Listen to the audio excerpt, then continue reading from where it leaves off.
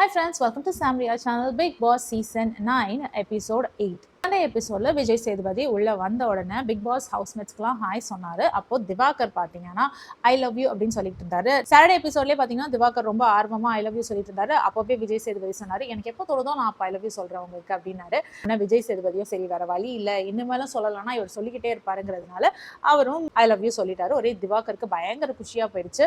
கூடவே பிரவீன் ராஜ்தேவை பார்த்து விஜய் சேதுபதி அவர்கள் நீங்க ரொம்ப குட் பாய் அப்படின்னு சொன்னாரு. இது எதுக்காகன்னு உங்களுக்கு புரியும்னு நினைக்கிறேன்.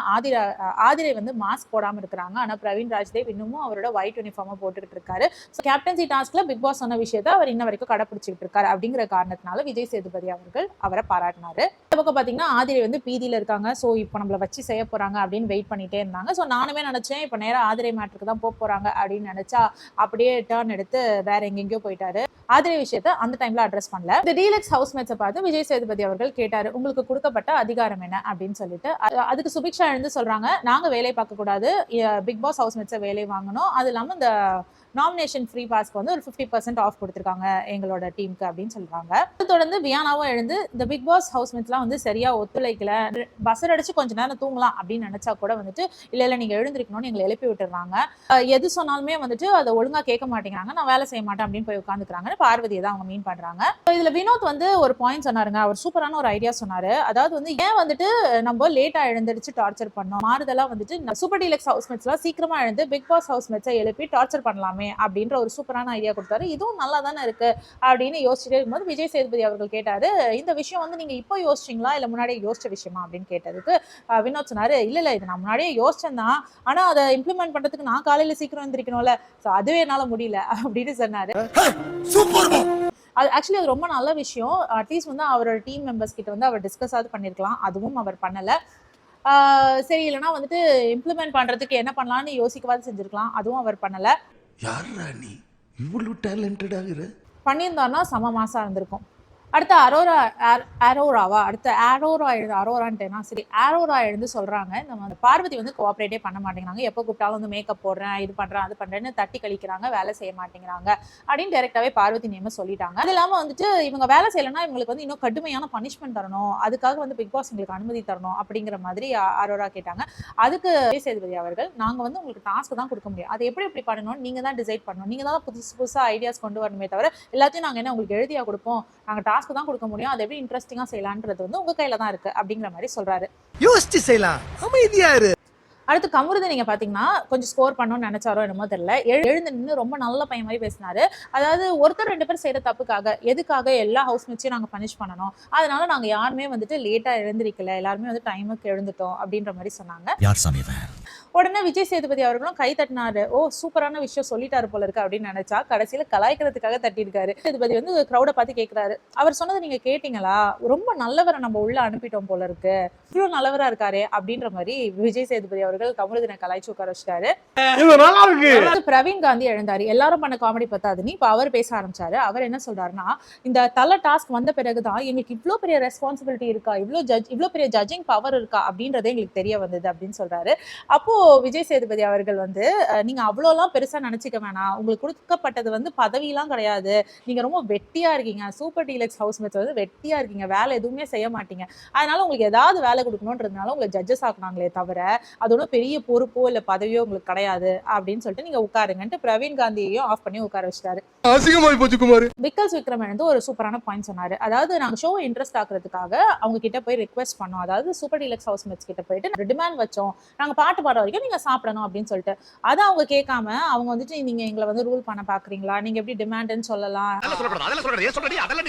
நீங்க கோரிக்கைன்னு எல்லாம் சொல்லணும் அப்படின்ற மாதிரி எல்லாம் பேசி நாங்க பண்ண மாட்டோம் தட்டி கழிச்சிட்டாங்க. அதுக்கு பதிலா அவங்களும் ஸ்போர்ட்டிவா வந்து சரி நாங்க ஒரு பாட்டு முடிகிற வரைக்கும் இல்ல, நாங்க சாப்பிடுற வரைக்கும் நீங்க பாடணும், இல்லைன்னா வந்து 7 பாட்டு பாடுங்க அது வரைக்கும் நாங்க சாப்பிடுவோம் அப்படி எதனா சொல்லியிருந்தா கூட நல்லா இருந்திருக்கும், அது ஒரு கேமா போயிருக்கும். ஒன்னுத்துக்குமே வராம அதெல்லாம் ரொம்ப எமோஷனலா ரொம்ப ஹர்ட் ஆகுறாங்க, அவங்களே எமோஷனலா ஹர்ட் ஆகுறாங்களே அப்படின்றதுனால நாங்களும் வந்துட்டு இதெல்லாம் தேவையில்லைன்னு தள்ளி வந்துடுறோம். அந்த மாதிரி கேமை இன்ட்ரெஸ்டிங்காகவே ஆக்க விட மாட்டேங்கிறாங்க சார்ன்ற மாதிரி விக்ரம் விக்கல் சொன்னார். ஸோ விஜய் சேதுபதியும் சொன்னார், கரெக்ட், இது நல்லா தான் இருந்திருக்கும், நீங்கள் ஏன் இதை வந்து இம்ப்ளிமெண்ட் பண்ணல, இந்த மாதிரி எதனா கிரியேட்டிவாக யோசிங்க அப்படின்னு சொல்லிட்டாரு. ஒரு தருணத்தில் வினோத்துக்கு விஜய் சேதுபதி அவர்கள் அட்வைஸ் பண்ணுற மாதிரி பேசிட்டு இருக்கும் பொழுது இந்த பக்கம் பார்த்தீங்கன்னா திவாகர் அவர்கள் ஈன்னு பல்ல இழிச்சிட்டு இருக்காரு. பக்கத்துலேயே பார்வதியும் லைட்டாக சிரிச்சிட்டு இருக்காங்க. அப்போ உடனே விஜய் சேதுபதி அவர்கள், என்னது இது சின்ன பிள்ளைத்தனமா ஈன்னு இழிச்சிக்கிட்டு இருக்கீங்க, அப்படிலாம் சிரிக்கக்கூடாது அப்படின்னு சொல்லி கத்தி விடவும் உடனே பார்வதி டக்குன்னு ரியாக்ஷனை மாத்திட்டாங்க. அடுத்து நம்ம கிட்ட தான் வருவாங்கன்ற பயத்துல வந்து பார்வதி வாயே திறக்கல, அப்படியே அமைதியா எந்த ஒரு ரியாக்ஷனும் காட்டாம உட்காந்துட்டாங்க. இருக்கிற இடம் தெரியாம இருந்துட்டு போயிருப்பா. திவாகரும் சாரி சார் அப்படி பண்ண மாட்டேன் அப்படின்னு கேட்டாரு. இது முதல் சாரி. அடுத்து துஷார் கிட்ட விஜய் சேதுபதி அவர்கள், நீங்க ஒருவேளை லாஸ்ட் வீக்கே கேப்டன் இருந்தா என்னென்ன விஷயங்கள் பண்ணிருப்பீங்க அப்படின்னா, வீட்டுல நான் சண்டை வராம பார்த்திருப்பேன், சண்டைகளை வந்து நான் பொதுவா இருந்து பிரிச்சு விட்டுருப்பேன், இந்த தண்ணி விஷயத்தை வந்து கொஞ்சம் ஸ்மூத்தா போற மாதிரி சில விஷயங்கள்லாம் நான் பண்ணியிருப்பேன் அப்படின்னு சொன்னாப்ல. இப்போ பிரேக் விட்டுட்டு விஜய் சேதுபதி அவர்கள் போயிட்டாங்களா, அதுக்கப்புறம் நம்மளுக்கு ஒரு கிளிப்பிங்க காட்டுறாங்க. அந்த கிளிப்பிங்ல பாத்தீங்கன்னா எஃப்ஜே அவர்கள் வந்து கனியோட மடியில பிள்ளை போட்டு படுத்திருக்காரு. அப்போ பக்கத்திலேயே பாத்தீங்கன்னா ஆதிரை ரொம்ப க்ளோஸா உட்காந்து எஃப்ஜேயோடைய தாடியை நோண்டிட்டு இருக்காங்க. ஸோ இங்க வந்து லவ் கண்டென்ட் ஸ்டார்ட் ஆகுதுன்னு நம்ம லாஸ்ட் வீக்கே தெரிஞ்சுக்கிட்டோம் இல்லையா. ஐ மீன் சாட்டர்டே சண்டே எபிசோட்லேயே நம்மளுக்கு வந்து ஒரு லவ் கண்டென்ட் ஸ்டார்ட் ஆக போகுதுன்னு காமிச்சிட்டாங்களே. ஸோ அதுக்கான விதையை வந்து இங்கேயும் போட்டுட்டாங்க. ஸோ அது இல்லாமல் இவங்க வந்து ஸ்ட்ராட்டஜி பிளான் பண்ணுறாங்க. இவர் விஜய் சேதுபதி அவர்கள் சொல்லிட்டு போயிட்டார் இல்லையா, எல்லாம் உட்காந்து யோசிக்கணும் அப்படின்ற மாதிரி சொல்லிட்டு போயிட்டார்ல. ஸோ ஸ்ட்ராட்டஜி பிளான் பண்ணலாம்னு சொல்லிட்டு நம்ம டீம்ல வந்து பார்வதியை லக்ஸுரி ஹவுஸ்க்கு அனுப்பிச்சிடுவோமா, அங்கே போனால் அவங்க நம்மளுக்கு சப்போர்ட்டிவாக பண்ணுவாங்களா அப்படின்னு கேட்கும். கனி அக்கா வந்துட்டு எப்படி வந்து அந்த பக்கம் போனால் நமக்கு சப்போர்ட்டிவாக வந்து பார்வதி பண்ணுவாப்ல, அதெல்லாம் நடக்காது, பார்வதி அங்கே போனால் அது லக்ஸுரி டீமுக்கு ஏற்ற மாதிரி தான் நடந்துப்பாளே தவிர பிக் பாஸ் ஹவுஸ் மேட்ஸ்க்கு வந்து எந்த விஷயமும் நடக்காது அப்படின்னு சொல்லிட்டு, ஸோ நம்ம சார்பாலாம் வந்து பார்வதி அனுப்ப முடியாது அப்படிங்கிற மாதிரி கனி சொல்றாங்க.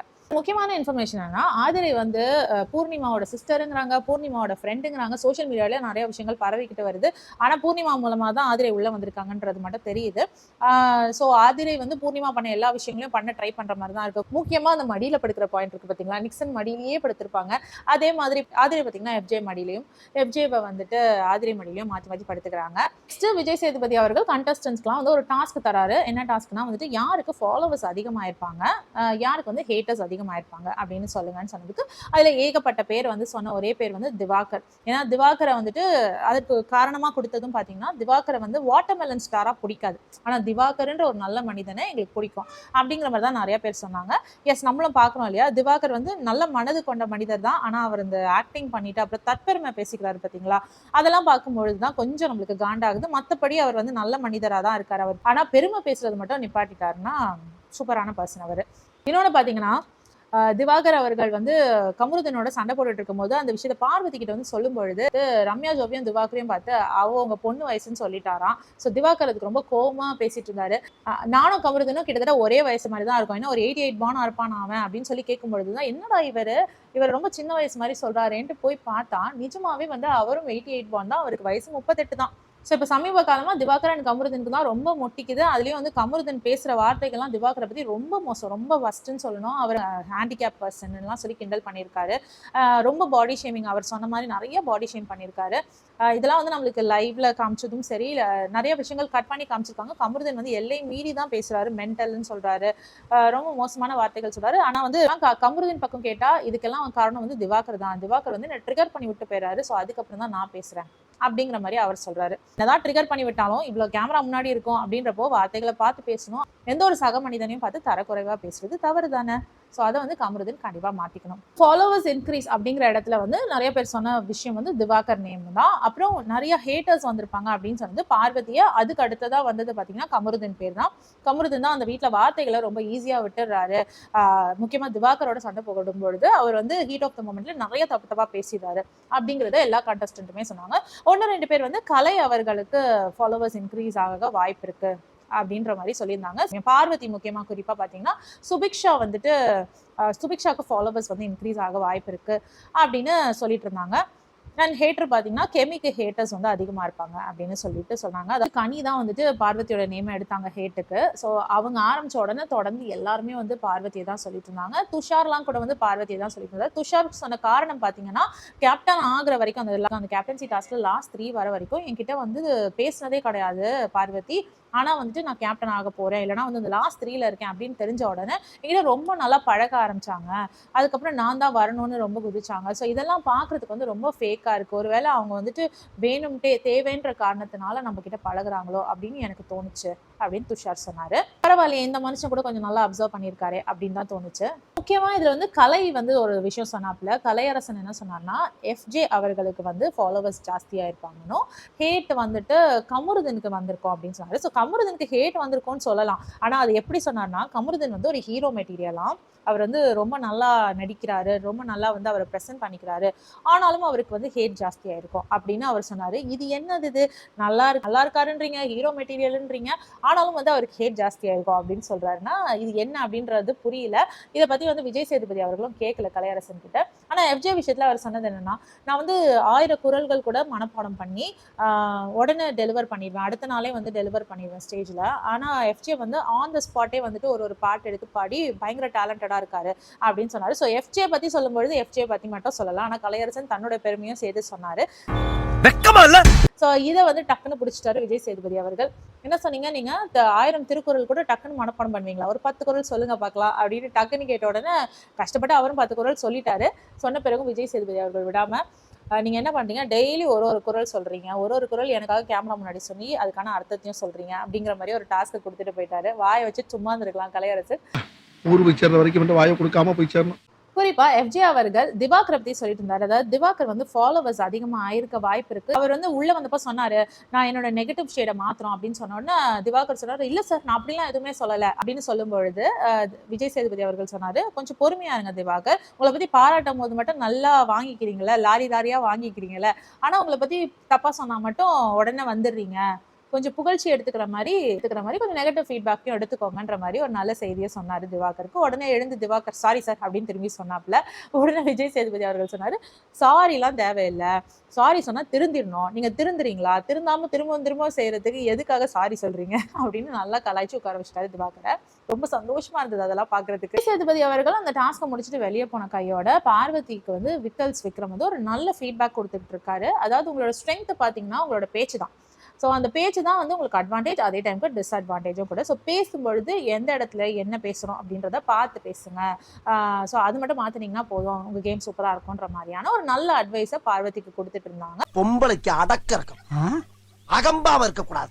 இதை வந்து பார்வதி எடுத்துக்கிட்டாங்கன்னா நல்லா இருக்கும். பார்வதி ஸ்ட்ரெயிட் ஃபார்வர்ட் தான், மனசுல எதையும் வச்சுக்காம டக்குன்னு பேசுறவங்க தான். ஆனா நிஜமாவே அவங்க கொடுக்குற ரியாக்ஷன்ஸ் ஒன்று வந்து எல்லாரையும் இரிட்டேட் பண்ணும்.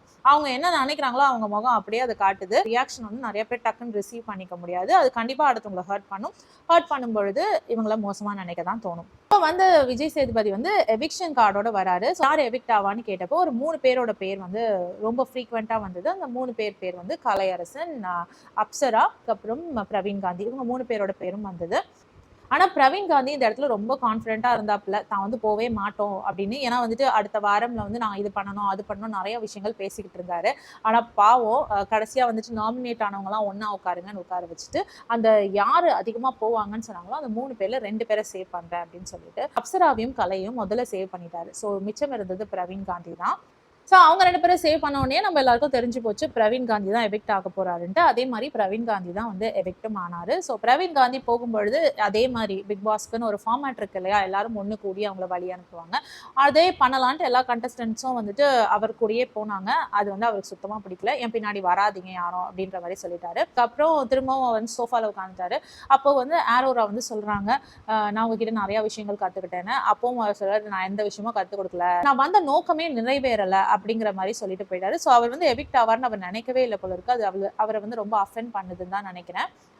ஸோ திரும்பவும் பிக் பாஸ் வந்து நீங்க வீட்டை விட்டு வெளியே வரலாம் அப்படின்னு சொல்லிட்டாரு. ஸோ இப்பவும் பிரவீன் காந்தி அவர்களை எல்லாரும் சுத்தி நின்று வழி அனுப்புறதுக்கு நிக்கிறாங்க மெயின் கேட் பக்கத்துல. அவர் சொல்லிடுறாரு, யாரும் வராதிங்க என் கூட, என்ன நான் வந்து தோத்தவன் கிடையாது, நான் தோத்தவன் மாதிரி எனக்கு காட்டாதீங்க, எனக்கு அது பிடிக்கல, எல்லாரும் என் பின்னாடி வராதிங்க, போங்கன்னு சொல்லிட்டு ரொம்ப கேஷுவலா இருக்கிற மாதிரி அவர் வந்து வெளியில போறாரு. உள்ள இருக்கவங்களுக்கு ஒரு பாய் கூட சொல்லாம வெளியில போறாரு. அவருக்கு உள்ள வந்து ரொம்ப வலி இருக்கு அப்படின்றது மட்டும் தெரியுது. அதை வந்து காட்டக்கூடாது, நம்ம வந்து ஜாலியா தான் போறோம் அப்படின்ற மாதிரி கேஷுவலா போற மாதிரி காட்டிக்கிறாரு. அட கன்றாவிய, எப்படி இந்த மனுஷன் எப்படி ஆயிட்டாரு பாத்தியா? பிரவீன் காந்தி போனதுல யாருக்காவது வருத்தம் இருக்குமா அப்படின்னு அப்படின்னு கேட்டா எனக்கு தெரியல. எனக்கு தெரிஞ்சு பிரவீன் காந்தி போனதுல வருத்தம் இல்லை. ஏன்னா அவர் நிறைய வார்த்தைகள் விட்டாரு. பெண்கள் பத்தி பேசுறதா இருக்கட்டும், பெண்கள்னா பொறாமை, பேராசைப்படுவாங்க, அது இல்லாம மனைவி பேர்ல எப்பவுமே சொத்து எழுதி வச்சிடக்கூடாது, நம்ம சொத்து எழுதி வச்சிட்டோம்னா அவ்வளவுதான் நம்மள முடிச்சு விட்டுருவாங்க அப்படின்ற மாதிரியான சில தவறான அட்வைஸ்கள் எல்லாம் உள்ள கொடுத்துட்டு இருந்தாங்க. ஏன்னா மனைவி வந்து எப்பவுமே பிள்ளைகளோட சேர்ந்துப்பாங்க, பிள்ளைகளோட சேர்ந்துட்டு இவங்களுக்கு வந்து எதிராக சதி பண்ணுவாங்களாம். ஸோ இந்த மாதிரி விஷயத்துல ஒரு பப்ளிக், அது வந்து அவருடைய எண்ணமா இருக்கலாம், இல்லைன்னா அவர் அனுபவிச்ச சில விஷயங்களா இருக்கலாம், அதுல இருந்து அவர் வந்து சொல்றாரா கூட இருக்கலாம். ஆனா அது வந்து ஒரு பப்ளிக் பிளேஸ்ல ஒரு இவ்வளவு கேமரா முன்னாடி அவர் சொல்றது வந்து ரொம்ப தவறான விஷயம். ஏன்னா பொதுப்படையா வந்து அவர் சொல்றாரு மனைவிகள், பெண்கள் அப்படின்னு அவர் பேசும்பொழுது அது எல்லா பெண்களையும் எல்லா மனைவிகளையும் குறிக்குது. ஸோ பெண்களை பத்தி அவர் எடுத்து வைக்கிற ஒவ்வொரு கருத்துக்களும் வந்து அங்க தப்பா இருக்கு. அதுதான் இப்போ அந்த வாட்டர் டாஸ்க்ல கூட வந்துட்டு பெண்களால ரொம்ப வெயிட் தூக்க முடியாது, அதனால பெண்கள் வேண்டாம் அப்படின்னு சொன்னதை வந்து நம்ம ஒரு பக்கம் ஒத்துக்கலாம். ஏன்னா வந்து சுபிக்ஷாவே அதை எழுந்து சொன்னாங்க, எங்களால வாட்டர் டேங்க் இழுக்கிறது ரொம்ப ஃபுல் ஆயிடுச்சுன்னா நம்மளால வாட்டர் டேங்க் இழுக்க முடியாதோ அப்படிலாம் நாங்க நினைச்சோம். ஆனா அது இன்னொரு ஆம்பளை வாயில இருந்து வரும்பொழுது அதை வந்து பெண்களோட ஈகோ வந்து ஏத்துக்க விடாது. எஸ், கஷ்டம் தான் இல்லையா, வெயிட் இழுக்கிறது பெண்களுக்கு, ஆண்களுக்கு இணையான சக்தி வந்து பெண்களுக்கு இருக்கா? மனதளவுல நம்ம ரொம்ப பவர்ஃபுல்லான பர்சன் தான், ஆனா பிசிக்கலா வந்து நம்ம அவ்வளவு பவர்ஃபுல்லா அப்படின்னு கேட்டா இல்ல. அவங்களால வந்து ஈஸியா தூக்க முடியாத சில விஷயங்களை வந்து நம்மளால கஷ்டப்பட்டு கூட தூக்க முடியாது. அதை வந்து நம்ம ஒத்துக்கிட்டே ஆகணும். வந்து இருந்தாலும் அது ஒரு 4 கேமரா முன்னாடி சொல்லும் பொழுது அது தப்பாதான் போகும். தப்பு மாமா, தப்பு. என்ன பேசுற? அந்த மாதிரியான நிறைய வார்த்தைகளை வந்து பிரவீன் காந்தி பொதுப்படையான வார்த்தைகள், அதுவும் பொதுவா பெண்கள், மனைவி அப்படின்னு சொல்லி பேசுனது வந்து ரொம்ப தப்பா தான் இருந்தது. ஸோ அந்த மாதிரி ஐடியாலஜி இருக்கிற ஒரு பர்சன் வந்து வீட்டுக்குள்ள இருக்கிறது தேவையற்ற விஷயம் தான். ஸோ அவர் போனது வந்து ஓகே தான். இப்போ கலையரசன் தன்னை பத்தி ஒரு பெருமை பேசிக்கிட்டு இருக்காரு. அதாவது இந்த ஃபாலோவர்ஸ் ஹேட்டர்ஸ் வந்து டாஸ்க் வச்சாங்க இல்லையா, அதுல வந்து எல்லாரும் வந்து அவரோட பேரை தான் சொல்லுவாங்கன்னு நினைச்சாங்களா? யாரு ஃபாலோவர்ஸ் இன்க்ரீஸ் வந்து கலையரசன் பேரை தான் எல்லாரும் சொல்லுவாங்கன்னு நினைச்சாங்களா? ஏன்னா தனிப்பட்ட முறையில நிறைய பேர் வந்து அவர்கிட்ட பேசியிருக்காங்களாம் அந்த மாதிரி. ஆனா வந்து ஒரு காம்படிஷன் அப்படின்னு கேட்கும்பொழுது எவனாவது என் பேரை சொன்னானா பாத்தீங்களா? யாருமே என் பேரை சொல்லன்னு பார்வதி கிட்ட வந்துட்டு புலம்பிக்கிட்டு இருந்தாப்புல. இது இல்லாம இன்னொரு தற்பெருமை என்னன்னா, எனக்கு தெரியும் நான் போக மாட்டேன்னு எனக்கு ரொம்ப தெரியும். கான்ஃபிடன்ஸ் வேற, தற்பெருமை வேற. ஏன்னா வந்து எனக்காக என் மனைவி வந்து வெளியில ரிவ்யூ பண்ணிக்கிட்டு இருக்கா, ஸோ எனக்காக ஓட்டு கேட்கறா. ஸோ அவ கேட்கும் பொழுது கண்டிப்பா மக்கள் எல்லாம் ஓட் போடுவாங்க. இன்னொன்னு வந்து கலைக்காக நான் உள்ள வந்திருக்கேன், ஸோ நிறைய கலைஞர்களை நான் உருவாக்குவேன் அப்படின்னு மக்கள்லாம் காத்துக்கிட்டு இருப்பாங்க, அதனால நான் அவ்வளவு சீக்கிரம் வெளியில அனுப்ப மாட்டாங்க அப்படின்னு இன்னொரு பக்கம். உன்னைய பார்த்தா எனக்கு சிரிப்பு தாயா வருது. சிரிக்கவே இல்ல. வீட்டுல இருக்கிற அத்தனை நாள்லயும் அவரோட ஒரு எதிரி அப்படின்னு பார்த்தா சபரி தானா. கலைக்கு வந்து சபரி என்ன பண்ணாருன்னு தெரியல. ஏன் சபரியை வந்து எதிரியா பாக்குறோம் அப்படின்னு நம்ம ரொம்ப சிந்திச்சு பார்த்தோம்னா, டாஸ்க்ல எல்லாரும் இப்போ வரைக்கும் வந்து மோர் டிசர்விங் பர்சன் வந்து சபரி அப்படின்னு சொல்லிட்டு இருக்காங்க. ஸோ எப்பவுமே வந்து நம்ம ஒரு விஷயத்துக்கு போட்டி போடுறோம்னா அந்த ஸ்ட்ராங்கஸ்ட் பர்சனோட தானே போட்டி போடணும். அதனாலயோ என்னமோ தெரியல சபரியோட போட்டி போடலாம் அப்படின்னு கலை முடிவு பண்ணிட்டாரு போல இருக்கு.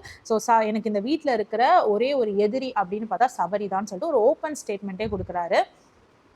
எங்க போய் முடிய போகுதோ தெரியல. கமருதன் வேற இன்னொரு காமெடி பண்ணிட்டு இருந்தாரு. கலையரசனை போய் கட்டி பிடிச்சிட்டு, நீ வந்து என்ன ஹீரோ மெட்டீரியல் சொல்லிட்டேன், என்னதான் வந்து ஹேட் ஜாஸ்தியா இருக்கும் அப்படின்னு நீ வெளியில சொன்னாலும் என்ன வந்து ஒரு ஹீரோ மெட்டீரியல் சொன்ன பத்தியா, அங்க நிக்கிற நீ அப்படின்னு சொல்லிட்டு போய் ஹக்கெல்லாம் பண்ணிக்கிட்டாரு கலையரசனை. சரி சரி, நல்லா தான் இருக்கு இந்த சீனம் அப்படின்னு இருந்தது. பிரவீன் காந்தி போன பிறகு உள்ள என்ன நடக்குதுன்னு காமிச்சாங்க. அதுல பார்வதி பாத்தீங்கன்னா திவாகர் கிட்ட போயிட்டு, என்ன நம்மளுக்கு ஒரு பாய் கூட சொல்லாம போயிட்டாரு சார் அப்படின்ற மாதிரி பேசிட்டு இருந்தாங்க. அப்ப திவாகர் சொன்னாரு, ஆமா இருக்காதா பின்ன, ஃபர்ஸ்ட் போறதுனா ஒரு கஷ்டமான விஷயம் தானே, அது இல்லாம அவர் அவ்வளோ நல்ல படங்கள்லாம் வந்து எடுத்திருக்காரு, 5 படங்கள் கிட்ட வந்து எடுத்திருக்காரு, பெரிய டைரக்டர், ஸோ அவரு கஷ்டமா இருக்க தானே செய்யும் அப்படின்னு சொல்லிட்டு, நானா தான் தாங்கிப்பேன், நான் ஒரு ஸ்ட்ராங் பர்சன் அப்படின்னு சொல்லிட்டு அவரும் அந்த இடத்துல ஒரு தற்பெருமை.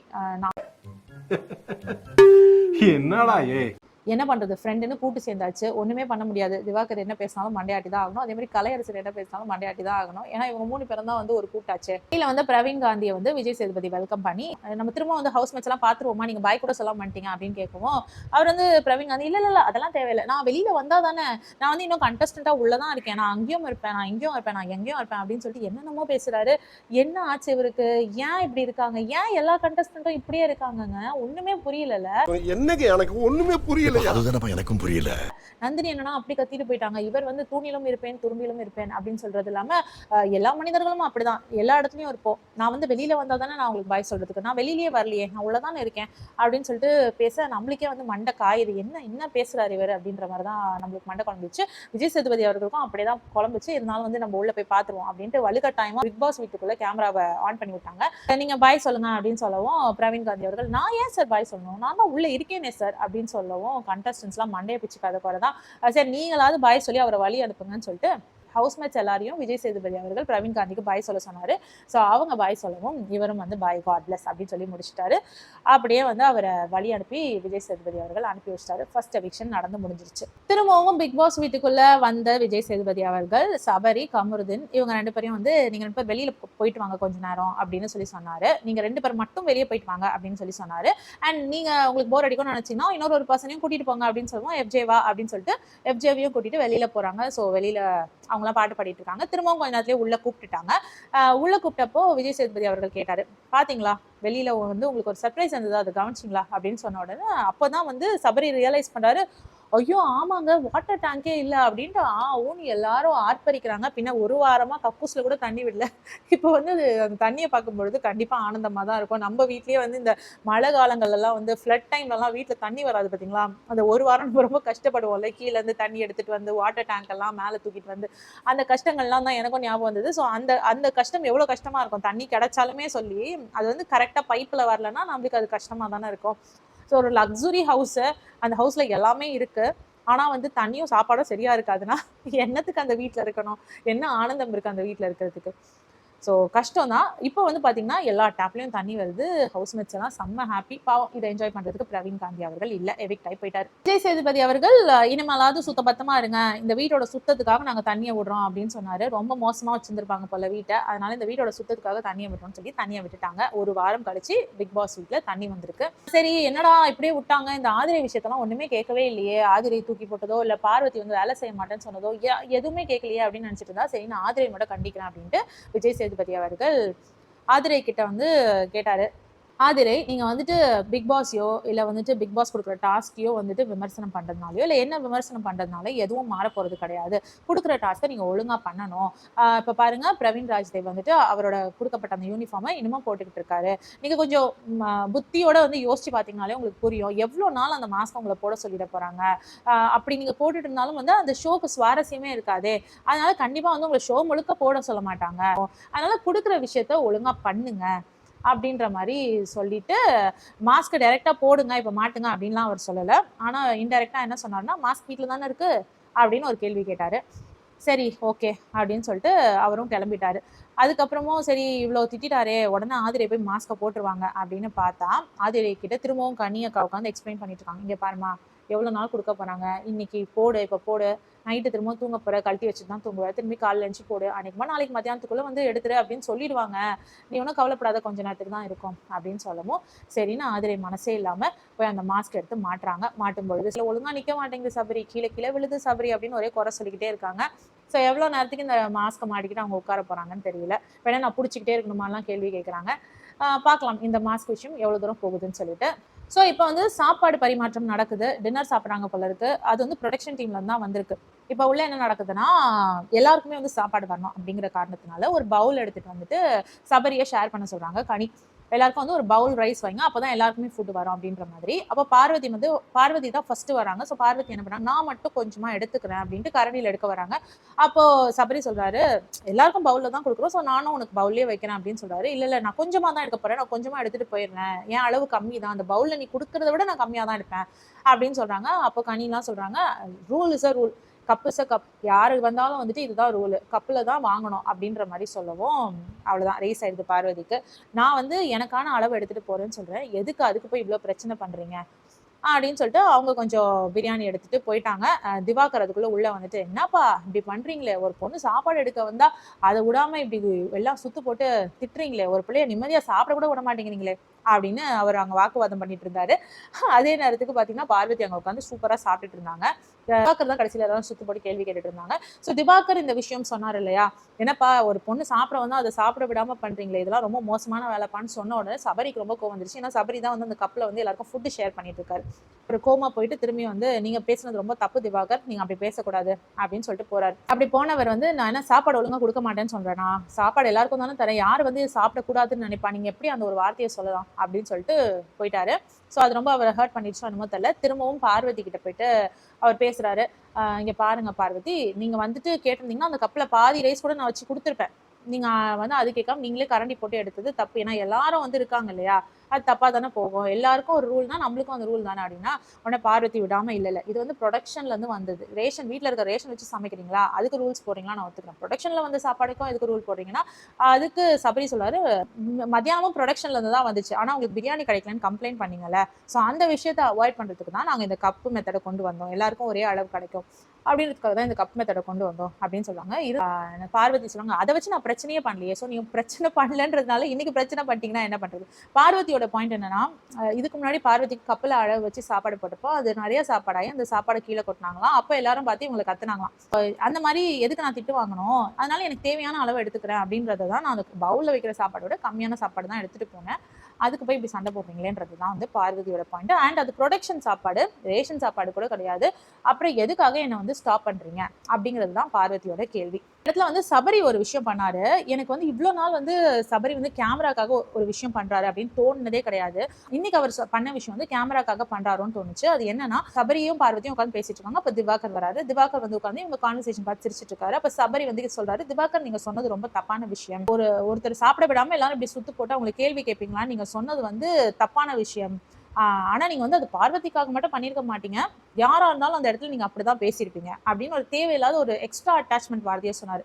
இது எதுக்கு சொல்லணும் அப்படின்னு தோணுச்சு. அவர் வந்து நார்மலா நீங்க இது சொன்னீங்க தப்பு அப்படின்னு சொல்லிட்டு போயிருந்தா பரவாயில்ல, எல்லாருக்கும் நீங்க இதுதான் சொல்லியிருப்பீங்கன்னா, இவர் என்ன ட்ரை பண்றாரு, எல்லாருக்கிட்டையும் வந்து நல்லவரா இருக்கணும் அப்படின்னு ட்ரை பண்றாரு, யாருமே வந்து நம்மள தப்பா நினைச்சிடக்கூடாது அப்படின்னு நினைக்கிறாரா, ரொம்ப சேஃபா பிளே பண்றாரா, எல்லாருக்கிட்டையும் நல்ல பேர் வாங்கணும்னு ட்ரை பண்றாரா அப்படின்னு அந்த ஒரு சென்டென்ஸ் மட்டும் எனக்கு தோணுச்சு.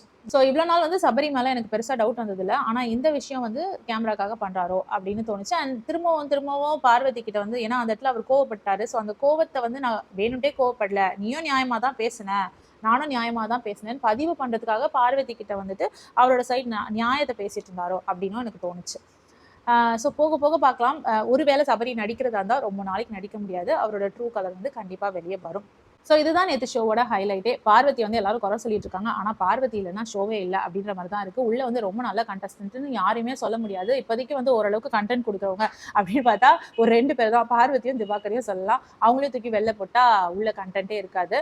பார்க்கலாம் எப்படி போகுதுன்னு சொல்லிட்டு.